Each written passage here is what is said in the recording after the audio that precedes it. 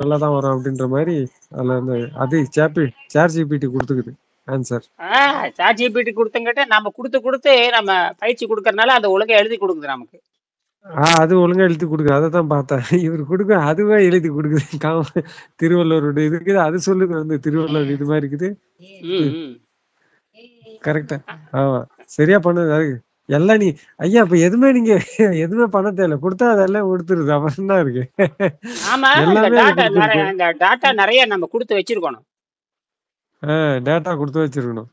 அதாவது ஒரு வீடியோ எடுத்துமா அதை இந்த வீடியோ கொடுத்து இந்த வீடியோவை பரிசீலனை பண்ணி ரிவ்யூ பண்ணி எனக்கு நல்ல இது சொல்லினா அதுவே கொடுத்துரும். அதை அப்படித்தானே? அது நீங்க நான் பேசுறத அப்படித்தான் போடுறேன். அதுதான் அது பேசுறது. அப்படியே அந்த வீடியோ போட்டோம்னா அது வந்து அது என்ன சொல்லிக்கிட்டு இருக்கோம் அந்த அது புரிஞ்சு அது அப்படியே ரிப்ளையா பண்ணிடுது.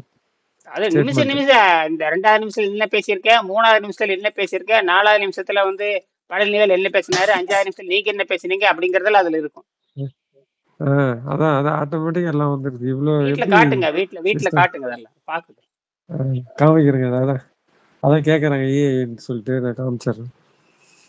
ஏஐ வந்து எப்படின்னா நமக்கு ஒரு அது சொல்றது உண்மையே இல்ல, நம்ம செய்தி ஒழுங்கா கொடுக்கணும். நம்மளோட செய்தியை வச்சு அது வந்து கரெக்டா அது ரூட்டை காமிக்குது. அதை நம்ப முடியாது, நம்ம கொடுக்கறதா. நம்ம ஒரு வேலையில நம்புற மாதிரி இருந்தது, வேலையில நம்ப முடியாது. வேலையாளுக்கு என்ன வேலை கொடுக்கறதான் முக்கியம்.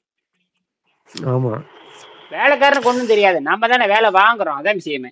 அதான் நம்ம கொடுக்கறத அது கொடுக்குது, அவ்வளவுதான் அவுட்புட் கொடுக்குது. ஆமா, ஆனா நம்ம கொடுக்கறத ஒழுங்கா கொடுத்து வச்சோம்னா அதை அனலைஸ் பண்ணணும், தேவையானது அனலைஸ் பண்ணி. இன்னொன்னு சந்தேகம் கேட்டீங்கன்னா உலகத்துல எங்கேயுமே இல்லாத செய்தி இதெல்லாம், அதை தேடி கொடுக்கும். நீங்க தேடி கொடுன்னு சொன்னா தேடியும் கொடுக்கும், தேடி கொடுன்னு சொன்னா தேடி கொடுக்கும். அததான் நமக்கு அந்த ஸ்டேட்மெண்ட்டை கரெக்டா கொடுத்துடணும். நம்ம அதுக்கு அது கட்டளை இடுறத வந்து கரெக்டா கட்டளை இட்டா கரெக்டா கொடுக்கும். நீ மாத்தி ஏத்தி கொடுத்துட்டோம்னா அதுக்கேற்ற மாதிரி கொடுக்கும். கரெக்ட். இந்த நியூட்ரானை பத்தி பேசுறப்ப நியூட்ரானை வந்து வச்சுதான் அணுவை பிளந்தாங்க. அது வரைக்கும் யாருக்குமே தெரியல. அந்த லீசா மைட்னர், ஆமா, கடைசியில நியூட்ரானை வச்சு அணுவை சிதைக்க முடியும்னு அந்த லீசா மைட்னர் தான் கண்டுபிடிச்சாங்க. அதை அனுப்பிச்சிருக்கேன் பாருங்க உங்களுக்கு. லீசா மைட்னர், ஆமா, அந்த மாதிரி தான் கண்டுபிடிச்சாங்க. ஆமா, அவங்க ஸ்டேட்மெண்ட், அவங்களுக்கான ஸ்டேட்மெண்ட் அவங்க ப்ரூஃப் பண்ண முடியல. அவங்க சமுதாயத்துல அந்த பெண்மணி தானே சொன்னீங்க? ஆமா, இதை நான் அதை கொடுக்குறேன். ஆமா, அதை கொடுக்குறேன். அது கொடுத்த உடனே இப்ப நம்ம வந்து நியூட்ரான் வந்து ஆக்கத்துக்கு பயன்படுது, நம்ம கொடுக்குறோம். ரிவர்ஸ் ஜம்பாயே வந்து ஆக்கத்துக்கு அது பயன்படுது.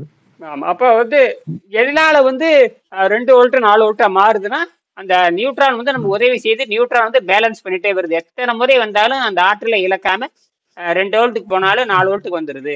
அதுதான் முக்கியம். இதுதான் பயங்கரமான நியூட்ரானுடைய வேலை. நம்ம கண்டுபிடிச்சிட்டு இருக்கோம். இது வரைக்கும் நியூட்ரான கையில வைக்க முடியாது. அது பேலன்ஸ் பண்ணி அதாவது ஜம்ப் ரிவர்ஸ் ஆகி அதை ஜம்ப் பண்ணி ரிவர்ஸ் ஆகி நடுநிலைமைக்கு வந்துருது. லோயஸ்ட் பாயிண்ட் நடுநிலையை வந்து நிறுத்திடுது.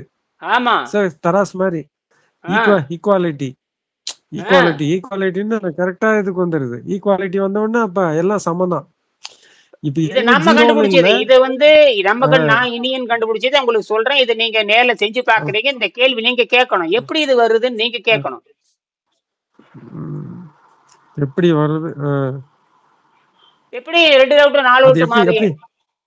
அதுதான் இப்ப நாம குடுக்குறோம். அது எப்படி வந்து அது சேஞ்ச் ஆகுதுன்னா அது அதனுடைய பவர் எல்லாம் ரெடியூஸ் ஆக அது ஒரு குறிப்பிட்ட ஸ்டேஜுக்கு மேல போயிட்டு ரிவர்ஸ் ஆகுதுன்னு சொல்றீங்க. அதான் எப்படி ஆகுது அது? அப்படின்னா எப்படி ஆகுது கேட்டீங்கன்னா, ஒரு அணுவுல அடிப்படை 3 துகள் இருக்கு. எலக்ட்ரான்ங்கிறது மைனஸ், புரோட்டானுங்கிறது பிளஸ் பாசிட்டிவ், இதுல நியூட்ரான் ஒண்ணு இருக்கு. இது ரெண்டையும் ஒட்ட வைக்கிறது தான். அதுதான் அத எலக்ட்ரான் அவுட்டர்ல இருக்குது, புரோட்டான் வந்துட்டு நடுவுல அணுக்கரு மையத்துல இருக்குது, இது சென்ட்ரல்ல இருக்குது. இது சென்ட்ரல்ல இருக்குது. இந்த சென்ட்ரல் மீடியம் வந்து ஜம்ப் ஆகும்போது வந்து அந்த பேலன்ஸ் என்ன அதே ரொட்டேஷன் சுத்தாம ரிவர்ஸ்ல ஆகுதுன்றீங்க. ஆமா, எப்படி பின்ன செலவு பண்ணது இல்ல, புரோட்டான் செலவாயிட்டு இருக்குது. புரோட்டான் செலவாகிறதுனால புரோட்டான் செலவாகுது இல்லையா? அதுதான் இப்ப இயற்கை கோட்பாடு வந்து ஒண்ணு ஆக்கத்துக்கு செயல்படு, இன்னொன்னு அழிவுக்கு பண்ணுது. ஆக்கத்துக்கு பண்றது அழிவுக்கு வர மாதிரி ரிவர்சல் ஆயிடுது. ஒண்ணு அழிவுக்கு வரும், ஆக்கத்துக்கு பிளஸ்ல போறது ஆக்கத்துக்கு போமா, மைனஸ்ல வருது அழிவுக்கு வருது. இது 2 பேலன்ஸ் பண்ணி இந்த நியூட்ரான் வந்து பேலன்ஸ், அது எப்படின்னு தெரியல. ஆனா இது வந்து ஸ்டேட்மெண்ட் நம்ம புரிஞ்சுக்கிறோம். பட் பிராக்டிகலே நீங்க பண்றது அது நீங்க சொல்ல சொல்ல நாங்க ஏதோ அவுட்புட் மாதிரி அண்டர்ஸ்டாண்ட் பண்ணி. நீங்க தான் கண்டுபிடிக்கணும் என்ன இருக்குது இதுக்குள்ள, என்ன இருக்கு. நீங்க தான். இப்ப நான் சொல்றது பொய்யா கூட இருக்கலாம், நான் சொல்றது அனுமானமா இருக்கலாம். ஆனா என்னுடைய ப்ராஜெக்ட் கரெக்டா காட்டுது. என் ப்ராஜெக்ட் வந்து 2 வோல்ட் போகுது. அது வந்து 2 volt 6 volt 5.5 volt 6 volt தயாரிக்குது.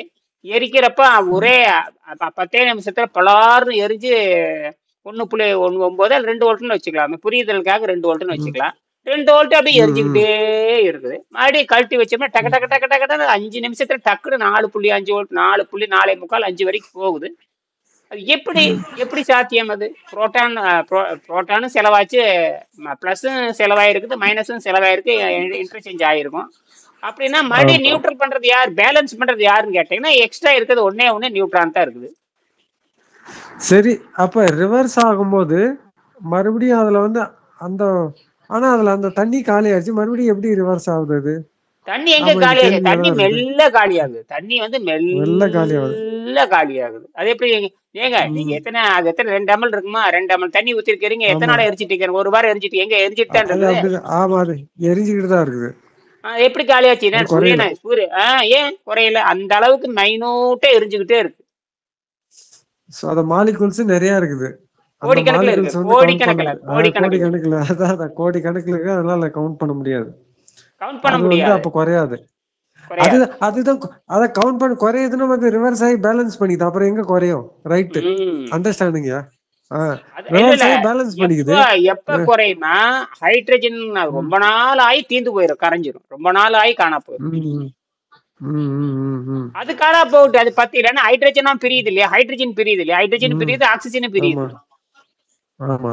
Hydrogen பிரியுது, ஆக்சிஜன் பிரிய, அந்த ஹைட்ரஜன் பிரிஞ்சு புரோட்டானா மாறிக்குது. அதாவது புரோட்டான் 3 அது ஹைட்ரேனியமா மாறிக்குது. அதனால எலக்ட்ரிசிட்டி வந்துடுது, ஜம்ப் ஆகுது.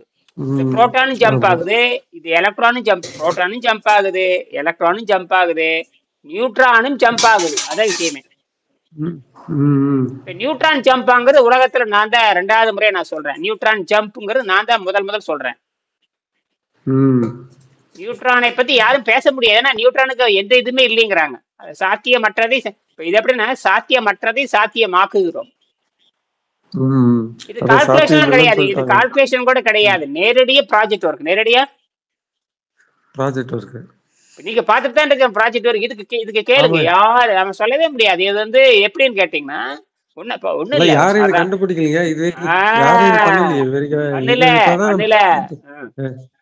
இது இல்ல, இது என்ன பேசிக் நீர் மருத்துவத்துல வர்றதால இது வந்து இது இப்படி வருது. வேற யாரும் அதை கண்டுபிடிக்கலையா? சொல்லலையே. எல்லாருக்கும் அப்படித்தான் தெரியும். ஆமா, தண்ணி என்ன சொல்லிட்டாங்கன்னா பொதுவாகவே தண்ணீர் வந்து மின்சாரத்தை கடத்தும், அவ்வளவுதான். ஒரு கண்டக்டிவிட்டி. ஆனால் ஜெனரேட் பண்ணுதுங்கிறத விஷயம் என்னது? ஜெனரேட் பண்ணுதான் விசேஷம். அது மட்டும் இல்ல, 3 உபரி பை ப்ராடக்ட் 3 கிடைக்குது. ஒண்ணு electricity by product, hydrogen by product, hydroxide by product. 3 by product. இதெல்லாம் இயற்கை விஞ்ஞானத்துல கிடையாது, இப்ப இருக்கிற பிசிக்ஸ்ல கிடையாது. நீங்க கால்வானிக் செல்லுன்னு சொல்லலாம். அப்புறம் இந்த வோல்டாயிக் செல், அதாவது பழங்காலத்துல 150 வருஷம் முன்னாடி செஞ்சு பார்த்திருக்கேன். அதெல்லாம் வந்து உள்ள காப்பர் சல்பேட் போடுவாங்க, காப்பர் சல்பேட் கலக்குவாங்க. கலக்குனாத்தான் அது கண்டக்ட் நடக்கும். இதுல நான் இருக்கிற ஏதோ நீங்க டிஸ்டில் வாட்டர் ஊத்துனாலும் வரும். என்ன பிரச்சனை வந்து இங்க மாலிகுல் அவுட்புட், இங்க வந்து டிஸ்டில் வாட்டர் ஊத்தினாலும் வரும், ஆர்டினரி ஊத்தினாலும், எந்த வாட்டரை ஊத்தினாலும் அது அந்த வைப்ரேட் பண்ணி மின்சாரத்தை வெளித்தரணும். அதான் விஷயமே. இதுல வந்து டிஸ்டில் வாட்டரும் ஆர்டினரி வாட்டரும் பிரச்சனையே இல்ல. ஒரு மாலிகுலோட அவுட்புட் வந்து 0.6 வோல்ட் இருக்கலாம் அப்படிங்கிற மாலிகுல். அதான் என்னோட கணக்கு. மொத்தம் 1 கிராம் கிடையாது, அதுல இருக்கிற அந்த கோடிக்கணக்கில் ஒரு மாலிகுல் அவுட்புட் தான். இப்ப 1 கிராம் அப்படின்னாவே 1 கிராம்ங்கிறது என்ன? 1 கிராம்னா என்ன கணக்கு தெரியுமா? 1 கிராம்ல எத்தனை மாலிகுல் அடுத்த கேள்வி வரும். அதுதான் மோல். அந்த இதுல ஃபார்முலா சொன்னீங்களே, ஒரு மோல் இவ்வளவு இதுன்னு சொல்லிட்டு 3.3.